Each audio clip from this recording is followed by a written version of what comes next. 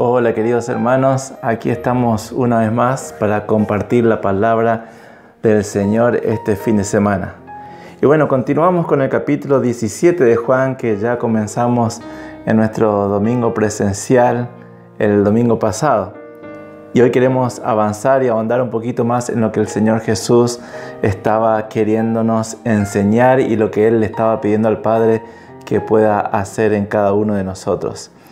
La oración de Jesús, como ya lo vimos, era la culminación de lo que Él estaba enseñando en los capítulos anteriores, en el contexto de la última cena de Jesús con sus discípulos. Y vimos que el tema central de esta oración pasaba por la frase glorifica a tu Hijo para que tu Hijo te glorifique a ti.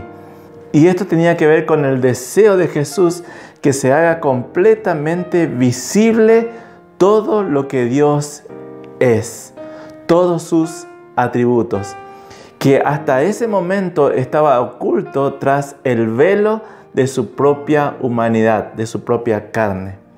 Hasta ese momento, y no hay duda, Dios estaba con toda su plenitud en Jesús.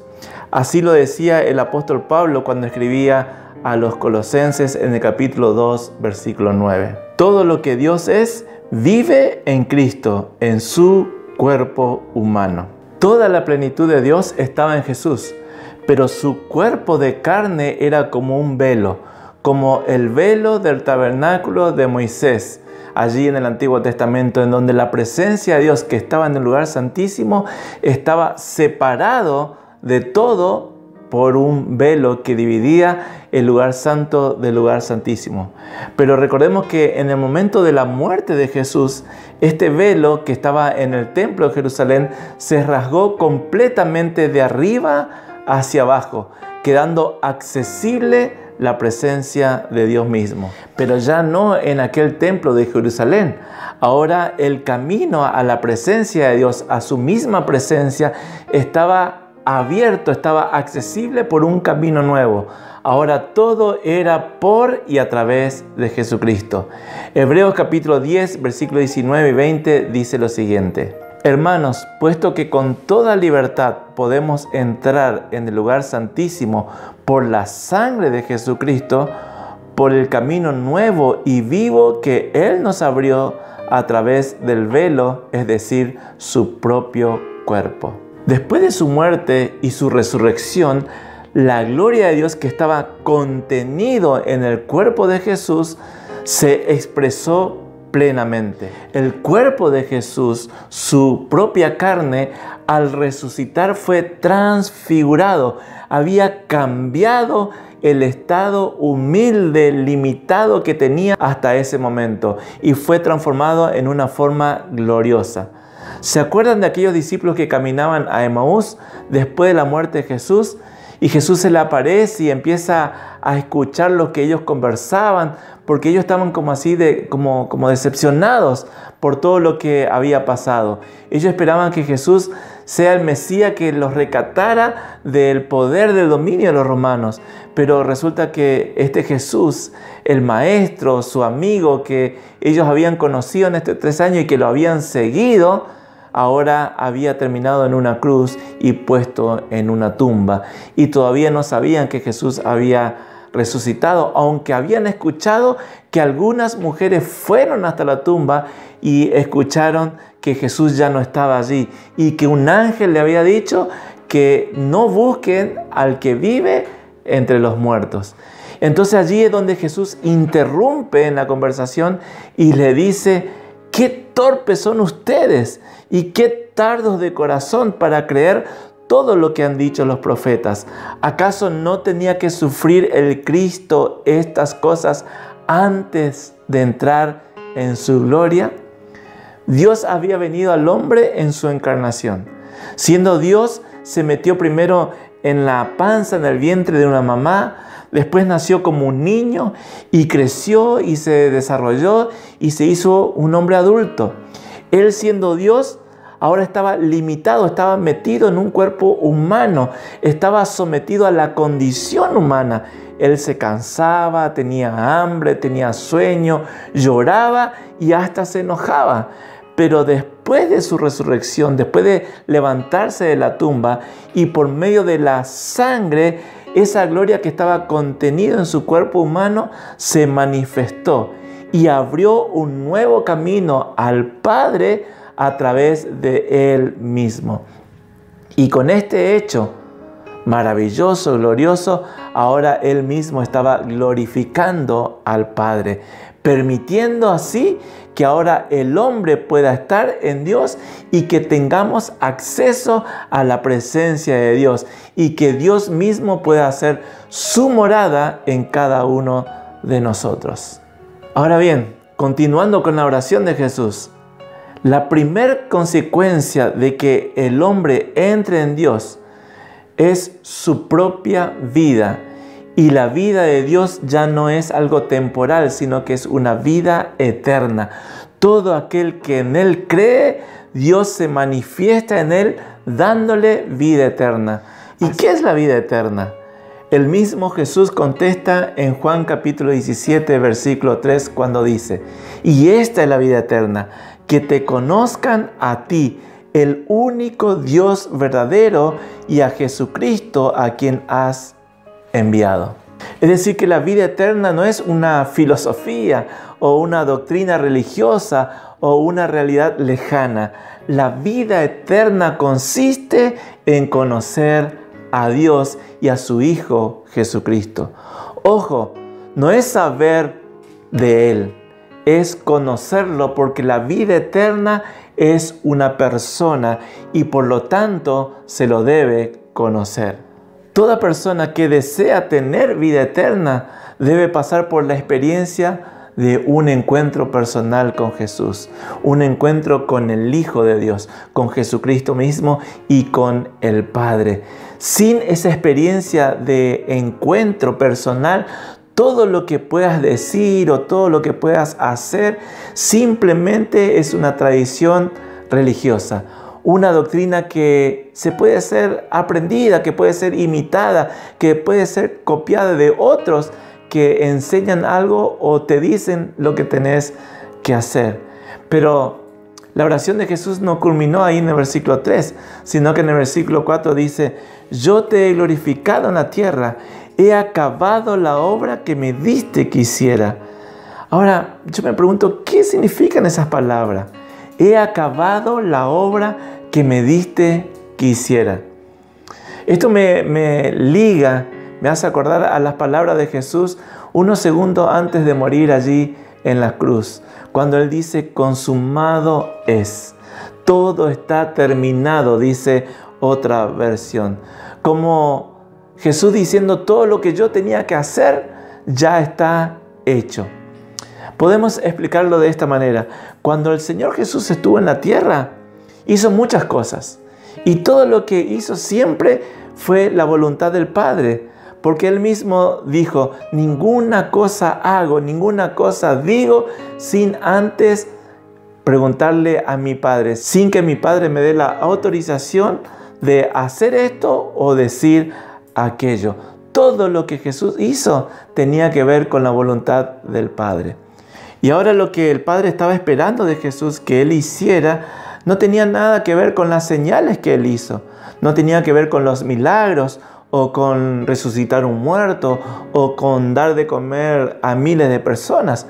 Tampoco tenía que ver con lo sobrenatural de caminar sobre el agua o transformar unos cuantos litros de agua en vino. La obra que el Padre quería que Jesús haga tenía que ver con presentar a los seres humanos al mismo Padre. La idea era que Dios sea conocido en la tierra por medio de Jesús. Dice el Evangelio de Juan capítulo 1 versículo 18: a Dios nadie lo vio jamás. Quien lo ha dado a conocer es el Hijo unigénito que está en el seno del Padre. Y Juan capítulo 14 versículo 9 dice: el que me ha visto a mí, ha visto al Padre. Es decir, que el propósito del Padre al enviar a su Hijo Jesús aquí a la tierra tenía que ver con la intención de expresarse, de manifestarse a sí mismo. El Verbo se hizo carne, la voluntad del Padre se encarnó e hizo su hogar en medio de nosotros. El Señor vino a la tierra para dar a conocer a Dios, para explicar a Dios, para expresar a Dios y para impartir a Dios a los hombres. La tarea de Jesús era hacer todo lo necesario para reconciliar a Dios con el hombre, de preparar todo para que Dios pueda venir al hombre y el hombre pueda ser habitado por Dios mismo. Cuando el Señor muere en la cruz, Él estaba completando aquella tarea que fue encomendada por el Padre y a su vez estaba manifestando al Padre, estaba expresando al Padre, estaba dando a conocer a su propio Padre, es decir, que lo estaba glorificando.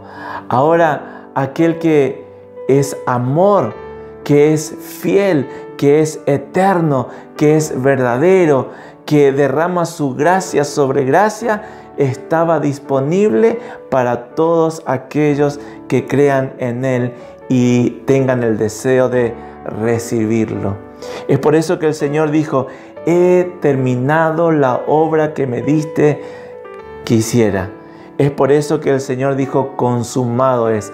He terminado el trabajo encomendado.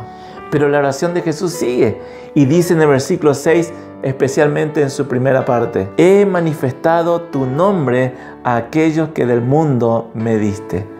¿Qué quiso decir Jesús con esto?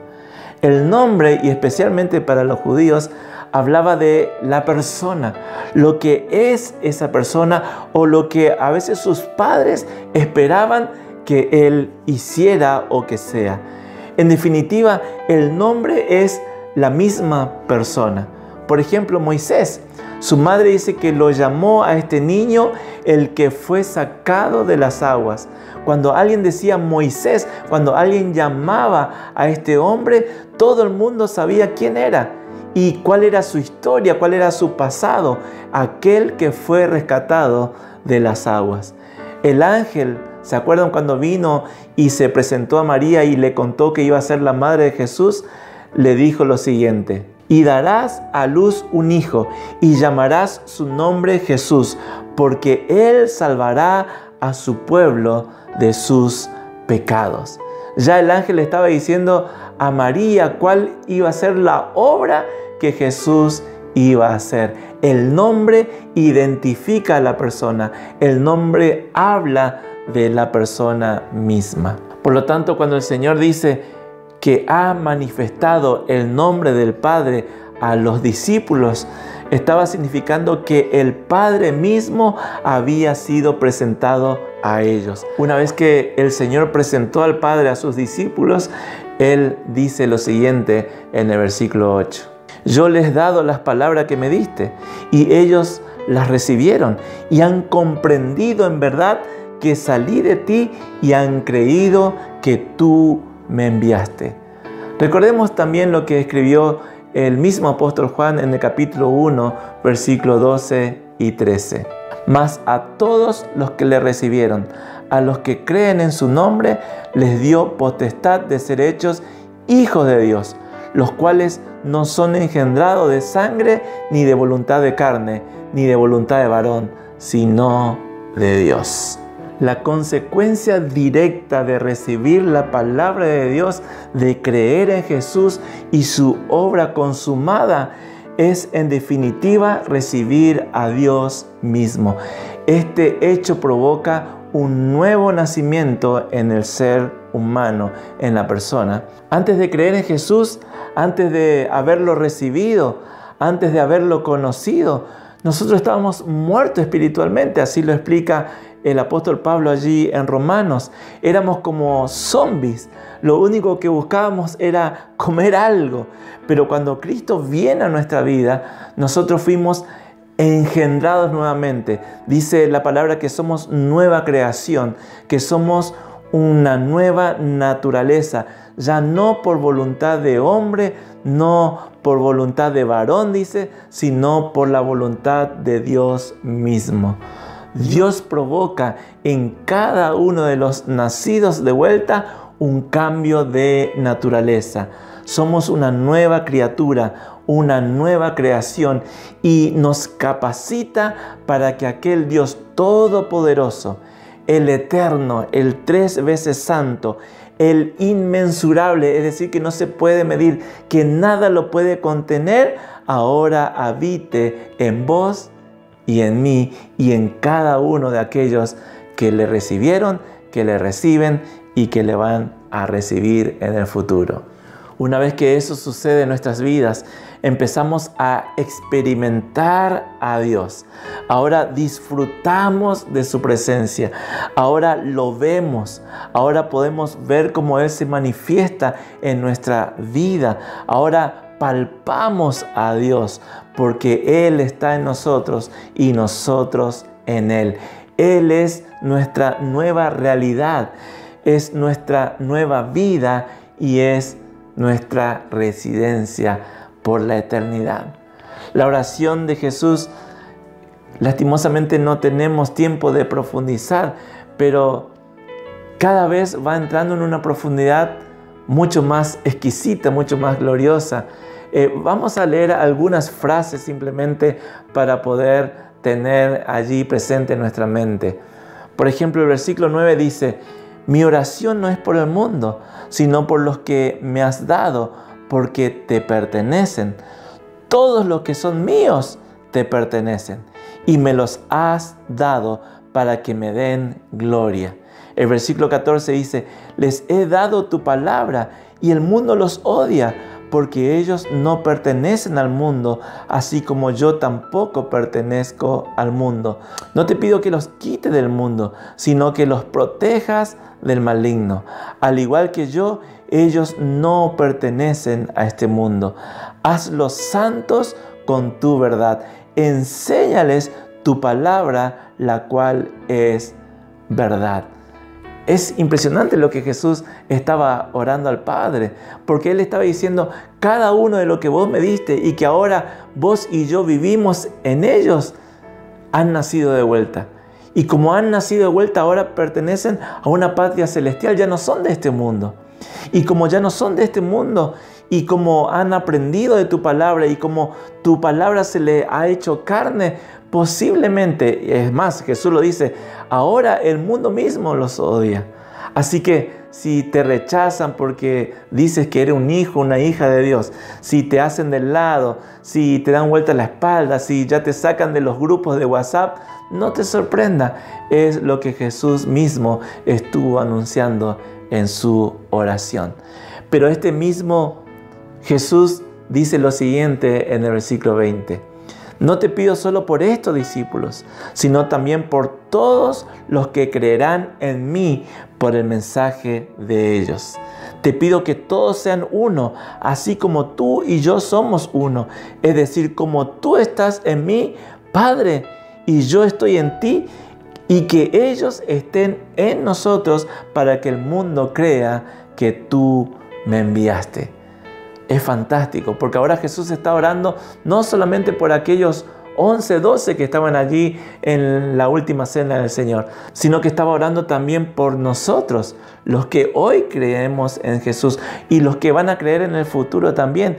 Y Jesús pedía que haya una unidad perfecta entre Él y nosotros, entre nosotros y Él, y también entre todos aquellos que somos hijos de Dios. ¿Por qué? ¿Por qué tendría que producirse esa unidad? Porque era la forma en que aquellos que no conocen a Jesús lo iban a conocer. Iban a ver la unidad que tenemos entre nosotros, entre los hijos de Dios y entre los hijos de Dios y el Padre, y el mundo iba a creer en Jesús. Y el versículo 22 sigue diciendo: les he dado la gloria que tú me diste. Es decir, que vos y yo no solamente somos hijos de Dios, no solamente ahora somos salvos, no solamente Dios ha hecho su residencia en nosotros, sino que dice que la gloria que tenía Jesús nos fue dado a nosotros. Dice: les he dado la gloria que tú me diste. Yo estoy en ello, dice el versículo 23, y tú estás en mí. Y Padre, quiero que lo que me diste estén conmigo en donde yo estoy. Entonces podrán ver toda la gloria que me diste. ¡Wow! ¡Qué oración de Jesús! ¡Qué promesa!, ¿no? Porque dice que cuando tenemos esa unidad con Jesús, con el Padre, podrán ver la gloria que me diste. Es decir, que no solamente la gloria de Dios es algo que se escucha o que lo sabemos de memoria, sino que es algo visible, palpable. Todos aquellos que creen en Él, no solamente que saben de la gloria de Dios, sino que conocen de la gloria de Dios. Entonces el versículo 26 termina diciendo: y les he dado a conocer tu nombre, y aún lo daré a conocer, para que el amor con que me has amado esté en ellos y yo en ellos. La vida eterna, el nombre de Dios, la palabra de Dios y la gloria de Dios ahora está en todos aquellos que hemos creído en Él. Por medio de la vida eterna, que es la vida de Dios mismo, experimentamos nuestra unión con Dios. Por medio del nombre de Dios que ahora conocemos a Dios mismo. Y lo mejor de todo, Él nos conoce. Ahora conocemos quién es realmente nuestro Dios, todo lo que Él es. Y cuanto más conocemos a Dios, más unidos podemos estar con Él. Por medio del nombre de Dios, ahora lo conocemos, porque Jesucristo nos presentó. Y lo mejor de todo, el Padre nos conoce a cada uno de nosotros. Ahora conocemos realmente quién es nuestro Dios, cuáles son sus atributos, quién realmente Él es. Y cuanto más conocemos a Dios, más unidos estamos con Él. Y al estar unidos con Él, también esa unidad se demuestra, se ve en la unidad con nuestros hermanos.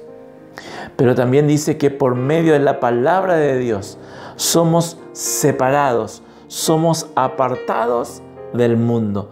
Cuanto más usted conoce de la palabra de Dios, entiende la palabra de Dios, empieza a comprender cuál es la voluntad de Dios. Empieza a comprender cuál es el corazón de nuestro Señor. Y allí se hace más clara la línea que separa al Hijo de Dios del mundo. En cambio, cuando uno se entremezcla con el mundo, más se separa de Dios y se separa de los hijos de Dios. Fíjense lo que decía el salmista en el Salmo 119, versículos 9 al 11. ¿Cómo puede el joven limpiar su camino? Obedeciendo tu palabra. Yo te he buscado de todo corazón. No dejes que me aparte de tus mandamientos. En mi corazón he atesorado tus palabras para no pecar contra ti. Cuanto más palabra de Dios hay en nosotros, quiere decir que hay más de Dios en cada uno de nosotros. Por lo tanto, eso permite que estemos separados, apartados de la posibilidad de seguir pecando, de seguir practicando el pecado. Y eso hace que podamos seguir siendo edificados por Dios mismo. Porque lo que sucede es que nos vamos transformando cada día más en su propia imagen. Nos vamos pareciendo a Él. Ahora es interesante que en el mismo texto de Hebreos capítulo 10, que nos hablaba del velo quebrantado, que era su propia carne, que era la obra de Jesús, nos dice lo siguiente: por el camino nuevo y vivo que Él nos abrió a través del velo, es decir, de su propio cuerpo, y puesto que tenemos un gran sacerdote al frente de la casa de Dios, acerquémonos con un corazón sincero y con la plena seguridad de la fe, con el corazón purificado de una mala conciencia y con el cuerpo lavado en agua pura. Mantengámonos firmes y sin fluctuar la esperanza que profesamos, porque fiel es el que prometió. Tengámonos en cuenta unos a otros, a fin de estimularnos al amor y a las buenas obras. No dejemos de congregarnos, como es la costumbre de algunos, sino animémonos unos a otros, y con más razón ahora que vemos que aquel día se acerca. La falta de ganas de congregarnos, la cada vez más búsqueda de excusas para no estar con los hermanos, nos muestra claramente que las cosas del mundo, sus obras, sus deseos, sus desafíos, sus agendas, nos están aislando poco a poco, lentamente, pero le da muy buenos resultados. Pero ¿saben qué es lo peor de estar aislado? Que impide que seamos edificados, que impide que la imagen de Dios empiece a trabajar, a realizarse en cada uno de nosotros. Que seamos edificados como sus hijos y como su imagen corporativa, como su iglesia. Y la consecuencia es que el mundo no podrá conocer a Jesús. Es triste decirlo, pero la iglesia del Señor, y más en este tiempo, se está debilitando porque hay una apatía grande entre sus miembros en el deseo de congregarse. Cada vez hay una excusa nueva, cada vez se inventa una excusa para no ir a congregarse. Y eso significa simplemente que el mundo está logrando su cometido, que es aislarnos cada vez más. En segundo lugar, la iglesia está débil porque ya no se estudia la palabra de Dios con profundidad, que es la verdad, como decía Jesús en su oración, y que en definitiva es lo que hace que cada uno de nosotros se aparte, odie el pecado y también nos aparte de las cosas de este mundo. El mismo salmista decía en el Salmo 119, versículo 1, lo siguiente: dichosos los de conducta perfecta, los que siguen las enseñanzas del Señor. Dichosos los que cumplen sus testimonios y lo buscan de todo corazón. Ellos no cometen ninguna maldad porque van por los caminos del Señor. Y lo tercero que está debilitando a la iglesia en este tiempo es que cuando permanecemos aislados, cuando el mundo logra su cometido, la gloria de Dios empieza a disminuir. Es decir, hay poca gloria en su iglesia. Eso significa que Dios es manifestado poco y nada. No se ve, no se nota a Dios. Y esto no tiene nada que ver con señales, sino con el conocimiento de Él. No en forma de sabiduría humana, sino en una experiencia real y genuina con la persona de Jesucristo. Ser edificado tiene que ver con el aumento de Cristo en cada uno de nosotros. Si Cristo aumenta, hay más manifestación, hay más expresión de Él mismo. Y si esto sucede, otros que no lo conocen se van a acercar a Él.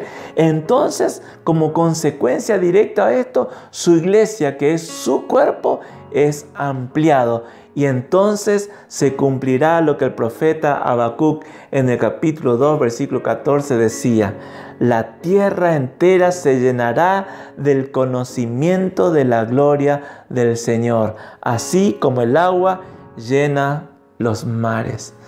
¿Cuál es mi consejo? El del día de hoy. Jesús ha dado a conocer su nombre. Te ha presentado al mismo Padre. Él se ha presentado para que vos le conozca, para que vos le reciba y para que Él pueda entrar en vos y vos pueda entrar en Él. Por lo tanto, ahora lo que Dios espera de vos es que vos sigas creciendo, que sigas desarrollándote, que cada día te parezcas más a Él. Pero para eso no dejes de congregarte, no dejes de leer y estudiar y profundizar y disfrutar de su palabra, que es su propia voluntad. Y tampoco dejes de hablar la palabra de Dios para que otros también crean y pasen a ser parte de la iglesia que el Señor está edificando. Yo les he dado a conocer tu palabra, dijo Jesús. Que tengas una excelente semana y que esta semana haya un aumento de Cristo en vos, en mí y en cada uno de nosotros. Nos vemos el domingo que viene.